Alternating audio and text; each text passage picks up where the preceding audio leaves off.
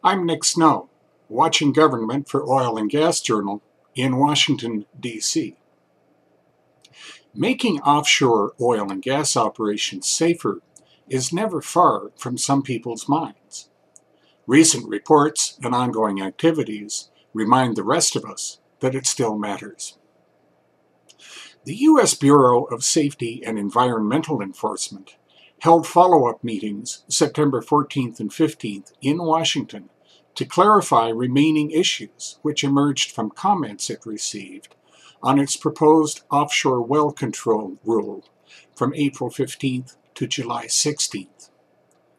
They came days after the Interior Department agency issued findings of its investigation into a July 2013 natural gas well blowout and fire in the Gulf of Mexico. The report essentially blamed mistakes by the crew for the incident. They incorrectly calculated the drilling fluid's density and failed to account for temperatures which would be encountered once it was deep down in the casing. When high-pressure gas surged through the blowout preventer and reached the surface, crew members on the rig floor only became aware of the kick when completion fluid began to shoot out the drill pipe annulus. With the zinc bromide fluid raining down on them, the crew began to have difficulty working, as the fluid caused a burning sensation to their eyes and skin, the report said. No one died, but some of the 44 workers who were evacuated reported injuries, mostly because they weren't wearing protective gear. The explosion and fire at BP's deepwater Macondo oil well 3 years earlier took 11 lives and leaked millions of barrels of crude into the Gulf of Mexico before it was contained.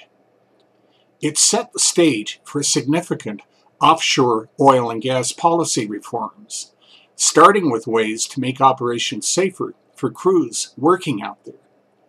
But the July 2013 South Tambalier incident report showed that much more work needs to be done.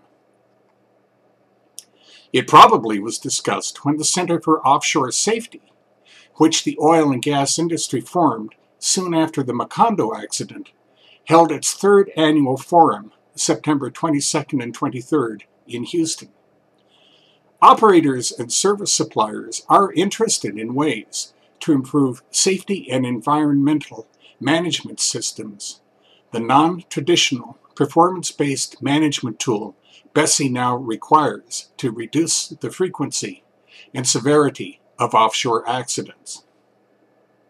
The American Petroleum Institute recently asked BSEE to arrange workshops with industry working groups, which found flaws in the agency's proposed well control rule that could increase risks to people and the environment.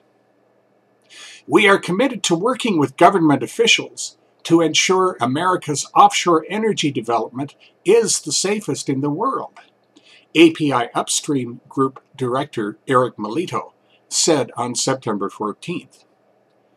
Industry standards and smart regulatory oversight are the keys to our success. That's Watching Government for this week. In Washington, I'm Nick Snow for Oil and Gas Journal.